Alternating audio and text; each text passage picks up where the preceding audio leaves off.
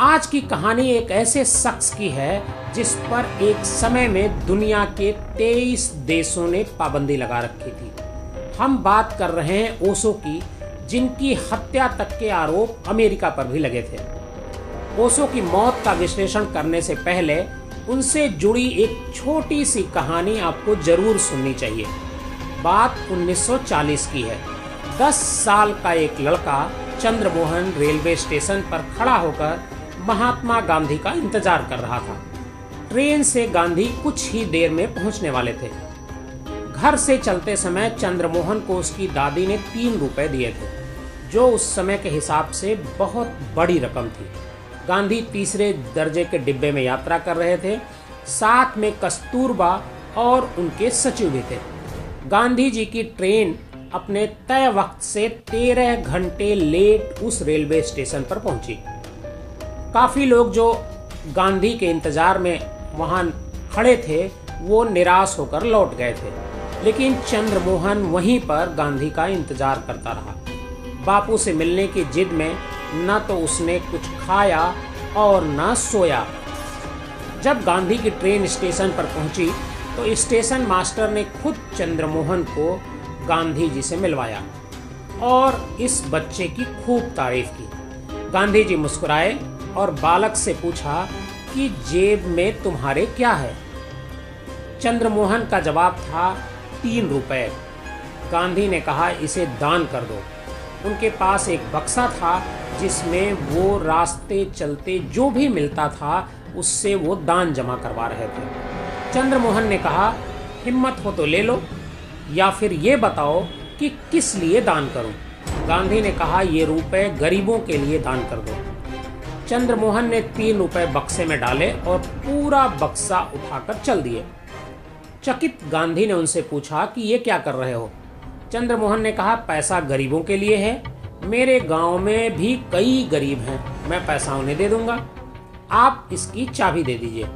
बच्चे की इस हरकत पर कस्तूरबा हंसने लगी और कहा, आज पहली बार आपको कोई टक्कर का आदमी मिला। गांधी जी से उन्होंने कहा था, ये बक्सा मुझे अपनी सौतन लगने लगा था। बढ़िया है बेटा, इसे ले जाओ। चंद्रमोहन ने कस्तूरबा की बात सुनकर वो बक्सा वहीं छोड़ दिया और स्टेशन से भाग गया। इसी चंद्रमोहन जैन नाम के इस लड़के को आज का आप ओशो के रूप में जानते हैं। और भी कई नाम थे ओशो के, आचार्य रजनीश, भगवान, लेकिन अंत समय में उन्होंने ओशो का नाम ही अपनाया। ओशो की कहानी शुरू होती है साल 1931 से। मध्य प्रदेश के कुपवाड़ा गांव में पैदा होने वाले ओशो का असली नाम रजनीश चंद्रमोहन जैन था। दर्शन में रुचि थी, सो उसी प्रकार प्रोफेसर भी हो गए। वो 60 के दशक में ओशो ने पब्लिक में बोलना शुरू किया। ओशो तर्क देने और बोलने में तेज थे। 1969 में उन्हें दूसरे वर्ल्ड हिंदू कॉन्फ्रेंस में बुलाया गया, जहां उन्होंने कहा कि कोई भी ऐसा धर्म जो जीवन को व्यर्थ बताता है वो धर्म नहीं है। उनके इस बयान पर पुरी के शंकराचार्य नाराज हो गए। उन्होंने ओशो का भाषण रुकवाने की भी कोशिश की। इसी बीच ओशो की एक किताब मार्केट में आई और किताब के आते ही हंगामा मच गया। नाम था संभोग से समाधि तक। नाम से ही आप समझ सकते हैं कि किताब कितनी कंट्रोवर्शियल रही होगी। इस किताब में ओशो को इंडिया क्या पूरे वर्ल्ड में फेमस कर दिया। उन्होंने पुणे के कोरेगांव पार्क में अपना आश्रम बनवाया। यहाँ वो ध्यान सिखाने लगे। दुनिया भर से लोग इस आश्रम में आने लगे, जिसके चलते 1977 के आसपास उनकी सरकार से खटपट होने लगी। उस समय के प्रधानमंत्री मोरारजी देसाई ओशो के धुर विरोधी थे। ओशो को लगा कि भारत में अब वह ज़्यादा दिन तक नहीं रह पाएंगे। तब उन्होंने यूएस जाने की योजना बनाई। ओशो अमेरिका चले गए और अमेरिका के ओरेगन राज्य में करीब 64,229 एकड़ बंजर जमीन पर एक बड़ा सा कम्यून आश्रम बनाया, जिसका नाम दिया गया रजनीशपुरम। छोटा शहरी कह लीजिए आप। 3 वर्षों के भीतर ही उनके अनुयायियों ने बंजर जमीन से एक सुंदर शहर इस जगह पर बना दिया। इस शहर में लगभग 7,000 से अधिक नागरिक रहते थे। इसके अलावा fire brigade, police, restaurant, shopping mall, town house, 42,000 feet लंबी हवाई पट्टी, सार्वजनिक बस सेवा के अतिरिक्त सीवेज प्लांट और जलाशय जैसी सारी आधारभूत सुविधाएं और लग्जरी सुविधाएं यहाँ पर मौजूद थी। यहाँ जो भी रहने वाले थे वो अपने अपने फील्ड के ज़्यादातर एक्सपर्ट थे। उन सब ने अपना एक्सपर्ट इस पर यहाँ डोनेट किया था। इसी दौर में ओशो कहने लगे थे कि मैं अमीरों का गुरु हूँ। अब तक उनके पास 93 रॉल्स रॉयस कार इकट्ठा हो चुकी थी। तब हिंदी फिल्म इंडस्ट्री में अमिताभ बच्चन के बराबर का कद रखने वाले विनोद खन्ना अपना घर बार और कैरियर छोड़कर रजनीशपुरम में जाकर बस गए थे। रजनीशपुरम ओशो का सपना था, एक नई दुनिया बसाने का। लेकिन उनका यह सपना साकार होता उससे पहले ही ओशो कम्यून में कई गड़बड़ियां होने लगी। मां आनंदशीला नाम की उनकी सेक्रेटरी को बायो टेरर अटैक में दोषी पाया गया और उन्हें 20 साल की सजा भी हुई। ओशो कहते रहे कि उन्हें शीला के कारनामों का पता नहीं था। उनके शिष्यों को इस बात पर तो भरोसा था, लेकिन अमेरिकी सरकार को इस पर भरोसा नहीं था, क्योंकि अमेरिकी सरकार पहले से ही रजनीशपुरम को संदेह की दृष्टि से देख रही थी। इसलिए जैसे ही मां आनंदशीला वाला केस हो गया, सरकार ने रजनीशपुरम पर शिकंजा कसना शुरू कर दिया। कई तरह के आरोप लगाकर ओशो को अमेरिका में गिरफ्तार कर लिया गया। कई दिन जेल में बिताने के बाद ओशो के साथ अन्य उनके जो अनुयायी थे उनको देश निकाला दे दिया गया। उस समय अमेरिका के अलावा 21 देशों ने उनके प्रवेश पर प्रतिबंध लगा दिया। ओशो को तब भारत लौटना पड़ा। रजनीशपुरम का आश्रम दोबारा वीरान हो गया। भारत में ओशो ने एक बार फिर पुणे के आश्रम में प्रवचन देना शुरू कर दिया। 1985 में ओशो भारत आए और उसके बाद सिर्फ 5 साल तक वह जीवित रहे।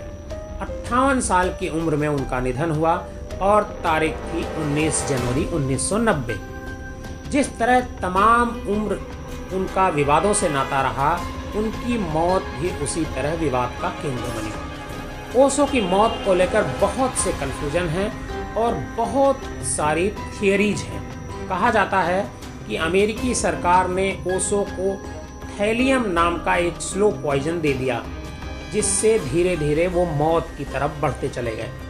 अमेरिका से लौटने के बाद ओशो ने खुद बताया कि मुझ में जहर के लक्षण हैं, मेरा रेजिस्टेंस कमज़ोर हो रहा है। उन्होंने यह भी कहा कि उन्हें खुद इस बात का शक था कि जब उन्हें अमेरिका की जेल में रखा गया था उस समय उन्हें पॉइजन दिया जा रहा था। अमेरिका में उनकी गिरफ्तारी बिना कोई वजह बताई की गई थी। इसके बाद ही उनमें जहर के लक्षण पाए गए। एक दूसरी कॉन्स्पिरेसी थ्योरी भी चलती है, जिसमें कहा जाता है कि ओशो की हत्या हुई थी उनकी प्रॉपर्टी के लिए। पत्रकार अभय वैद्य ने इस पूरे घटनाक्रम पर एक किताब लिखी है। नाम है हु किल्ड ओशो, ओशो को किसने मारा। इस किताब में वैद्य ने कुछ सवाल उठाए हैं। मसलन ओशो की मृत्यु की पिछली रात करीब 1 बजे डॉक्टर गोकुल गोकाणी को आश्रम से फोन किया गया। उन्हें बिना नाम लिए कहा गया कि किसी की तबीयत खराब है, वो जल्दी आश्रम आ जाएं। 2015 में अपने एक स्टेटमेंट में कोर्ट में गोकाणी ने बताया कि उन्हें पूरे 4 घंटे बाद ओशो के कमरे में जाने दिया गया। वो बताते हैं कि ओशो के हाथ में उल्टियों के छींटे थे। ऐसा लग रहा था जैसे उनके मरने का इंतजार किया जा रहा था। उनका कहना था कि मैंने तो सवाल उठाए कि उस रोज आश्रम में और भी डॉक्टर मौजूद थे, फिर बाहर से डॉक्टर क्यों बुलाया गया और उसको हॉस्पिटल क्यों नहीं ले जाया गया। उन्होंने अपने बयान में बताया था कि उनसे कहा गया कि ओशो ने अभी अभी शरीर छोड़ा है, आपको उनका डेथ सर्टिफिकेट लिखना है, जबकि उनका शरीर गर्म था और साफ है कि उन्होंने शरीर 1 घंटे से पहले नहीं छोड़ा होगा। गोकानी के अनुसार उन्होंने ओशो को अंतिम सांस लेते हुए नहीं देखा, इसलिए उन्होंने जयेश से उनकी मृत्यु की वजह पूछी। उन्होंने गोकानी से दिल की बीमारी के बारे में लिखने को कहा ताकि इस शव का पोस्टमार्टम न हो। सवाल ये भी है कि गोकानी ने उल्टियों के बारे में उस समय क्यों नहीं पूछा। बाद में उनका अंतिम संस्कार भी बहुत हड़बड़ी में कर दिया गया। इस मामले में हालांकि आश्रम की तरफ से आधिकारिक बयान में कहा गया कि यह ओशो की इच्छा थी। वो चाहते थे कि उनका शरीर 10 मिनट से ज़्यादा सबके सामने न रखा जाए। हालांकि ये बातें लिखित में नहीं थीं। इसके बाद एक सवाल यह भी उठा कि ओशो के परिवार यानी उनकी माता जी को भी उनकी तबीयत बिगड़ने के बारे में क्यों नहीं बताया गया। ओशो की सेक्रेटरी नीलम कहती हैं कि जब उन्होंने ओशो की मां को मौत की बात बताई तो उन्होंने कहा कि नीलम उन्होंने उसे मार दिया। इस मामले में एक बड़ा सवाल यह भी है कि ओशो की माताजी ने किसके बारे में कहा कि उन्होंने उसको मार दिया। ओशो के एक भक्त योगेश का कहना था कि ओशो के आश्रम की हजारों करोड़ की संपत्ति, किताबों और ऑडियो वीडियो से मिलने वाली करोड़ों की रॉयल्टी को जाली तरीके से हड़पा जा रहा है। वह मामले को बॉम्बे हाईकोर्ट तक ले गए और 2018 में बॉम्बे हाईकोर्ट ने योगेश की अपील को खारिज कर दिया। ओशो की मृत्यु का यह विवाद तमाम विवादों की फेहरिस्त में शामिल है, जिसका ठीक जवाब शायद ही मिल सके।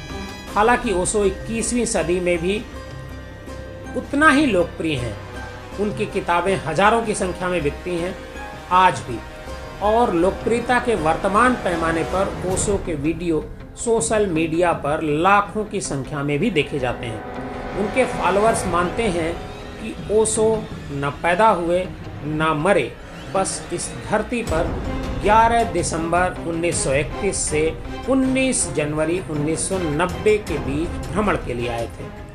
आपको आज की कहानी हमारी कैसी लगी कमेंट बॉक्स में ज़रूर बताइएगा।